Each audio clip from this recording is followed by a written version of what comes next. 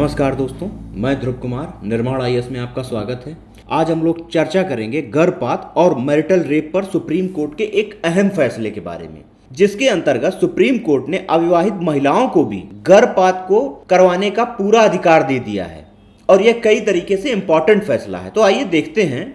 जहां एक ओर गर्भपात को खत्म करना कई देशों में विवाद का विषय रहा है, जैसा कि अभी हाल ही में देखा होगा आपने, अमेरिका में गर्भपात के खिलाफ वहां के सुप्रीम कोर्ट का एक फैसला आया था, जिसको लेकर अमेरिका में भारी विरोध हुआ है। अमेरिका में आए इस फैसले को महिला अधिकार कार्यकर्ताओं के द्वारा रूढ़िवादी और महिला अधिकारों के खिलाफ बताया गया था। लेकिन भारत में सुप्रीम कोर्ट ने इस मामले में न सिर्फ स्पष्ट निर्णय दिया है, बल्कि सुरक्षित गर्भपात को एक अधिकार बताया है।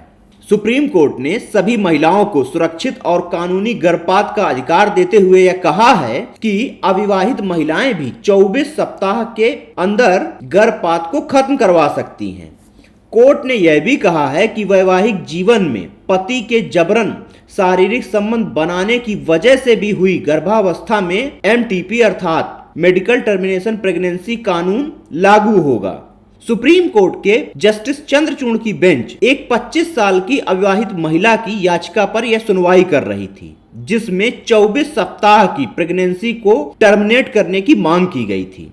इससे पहले महिला ने हाई कोर्ट में याचिका दायर की थी, लेकिन हाई कोर्ट ने उस याचिका को यह कहते हुए ठुकरा दिया था कि मेडिकल टर्मिनेशन ऑफ प्रेगनेंसी कानून में अविवाहित महिलाओं के बारे में कुछ नहीं कहा गया है, इसीलिए उसने सुप्रीम कोर्ट का रुख किया।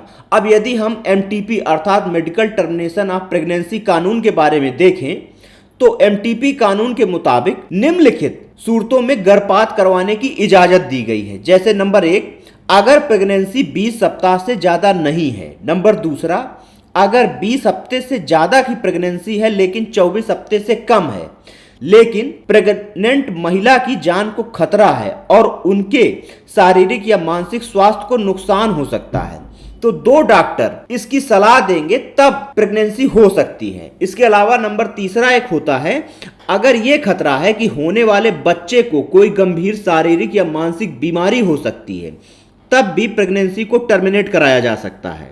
इसके अलावा रेप सर्वाइवल, नाबालिग लड़की, मानसिक विकलांग महिलाओं को भी 24 हफ्ते तक प्रेगनेंसी टर्मिनेट करवाने का अधिकार है और इसके लिए उन्हें कोर्ट से इजाजत लेने की जरूरत नहीं है। साथ ही ऐसी महिलाएं जिनकी प्रेगनेंसी के बीच में ही वैवाहिक स्थिति बदल गई है, जैसे कि मान लीजिए तलाक हो गया है या महिला के पति की मृत्यु हो गई है या अन्य कोई मामला है, वैसी स्थिति में भी एमटीपी दायरे के अंतर्गत वे 24 हफ्ते तक गर्भपात करवा सकती हैं। इसके अलावा सुप्रीम कोर्ट के द्वारा निर्णय देते हुए डॉक्टरों के लिए भी कुछ दिशा निर्देश जारी किए गए हैं। कोर्ट ने अपने फैसले में कहा है कि कई बार कानूनी कार्यवाही के डर से जो प्रैक्टिशनर होते हैं वे 20 हफ्ते की गर्भावस्था खत्म करने से मना कर देते हैं और अदालतों में महिलाओं की बढ़ती याचिकाएं इसका सबूत भी हैं। यानी उन्हें एक सुरक्षित गर्भपात करवाने में भी कई सारी समस्याओं का सामना करना पड़ता है, जबकि कानून इसकी इजाजत दे रहा है। फैसले में कहा गया है कि अविवाहित महिलाओं को लेकर भी एक गलत धारणा है कि उन्हें गर्भपात करवाने की इजाजत नहीं है। इसकी वजह से महिला और उसके पार्टनर को गर्भपात करवाने के लिए किसी झोला छाप डॉक्टर के पास जाना पड़ता है। अक्सर यह होता है जैसे हमारे समाज में कि जो लिविंग का कपल है वो अगर गर्भपात करवाना चाहता है तो वो एक झोला छाप डॉक्टर के पास जाता है, क्योंकि इसमें समाज की बहुत सारी बाध्यताएं आ जाती हैं, इसीलिए उसको प्रॉपर चिकित्सा नहीं मिल पाती है और ऐसे में महिला की जान को खतरा होता है। कोर्ट ने कहा है कि एक बालिग महिला एमटीपी के दायरे में अपनी मर्जी से गर्भपात करवाने का फैसला ले सकती है और उन पर उनके परिवार या पति की इजाजत से कोई जोर नहीं डाला जा सकता है। सिर्फ नाबालिग या मानसिक रूप से विकलांग महिलाओं के मामले में ही गार्जियन की इजाजत की जरूरत होगी। जस्टिस चंद्रचूड़ ने यह कहा कि आखिरकार यह महिला का अधिकार है कि वह किस स्थिति में क्या निर्णय लेती है।